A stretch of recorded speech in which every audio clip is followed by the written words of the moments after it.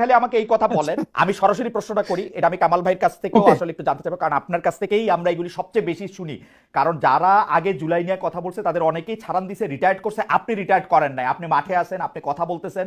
সেই জায়গা থেকে, সেই রেসপেক্ট থেকে আমি আপনার একটা ছোট্ট বিষয় জানতে চাইতেছি। মাত্র 1000 জন রে, যেখানে আমরা 8 লাখ কোটি টাকার বাজেট করি, মাত্র 1000 জন শহীদ, 1000 জন চরমভাবে আহত, এই 2000 জনকে ভরণ পোষণ করা, তাদের একটা খুশি করা, মানে আমি খুশি শব্দটা বলবো না, মানে তাদের খেয়াল করা, এটা তো এত বড় জটিল কাজ না। এটা কেন করা যেতেছে না? এইটা ডক্টর মোহাম্মদ ইউনূসকে আপনি প্রথম কেন এর জন্য আপনি অভিযুক্ত করতেছেন না, এটা আমাকে একটু সারপ্রাইজ করতেছে।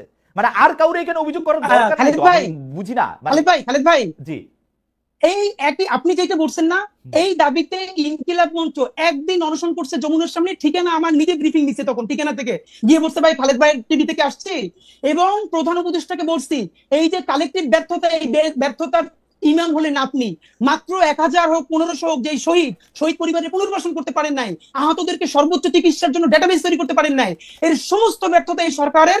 আর এই সরকারের ইমাম হিসেবে সমস্ত ব্যর্থতা আপনার। আপনি কোন যত সুন্দর করে কথা বলেন, এটা দিয়ে কাভারি হবে না।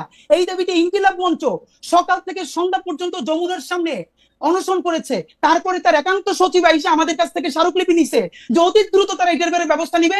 এরপরও নেয় নাই। এখন কোন ভাষায় বললে, কেমনে হাত ধরলে, কেমনে পা ধরলে এই কাজটা হবে, এটা আমরা জানি না। এবং ডক্টর ইউনূস যদি আমাদেরকে বলেন যে এইভাবে বললে উনি কাজটা করবেন, তাও আমরা করতে রাজি, কিন্তু উনি বলতেছেন না। আপনারা কি বলেন ওনারে? উনি তো আমার বাপের চেয়ে 20 বছর বয়স। এই গত প্রেস ব্রিফিং যেটা করেছি, সেইখানে ওনারে যা বলছি, আমার মনে হয় উনি সারা জীবন এইটা শুনেন নাই। আমরা কি চাই? ওনাকে দিয়ে অন্তত ন্যূনতম সেই কেসটা হোক, যেটা পলিটিক্যাল পার্টি চাইতেছে না।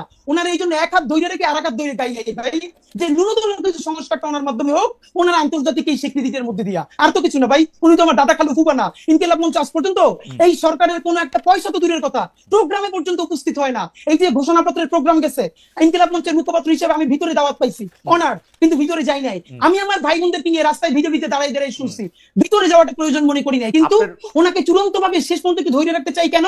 এই জুলাইয়ের মধ্য দিয়ে কিছু সংস্কার হোক। কিন্তু আমার আমার আমার এই বিষয় কোনোদিন যাবে না। মানে এটা তো আপনাদের প্রাথমিক দাবি ছিল, প্রথম থেকে দাবি ছিল, এইটাও উনি কেন করতে পারলেন না? এটা কি উনার অনভিজ্ঞতা না? এটা কি, আমি এটা ঠিক আসলে বুঝি না।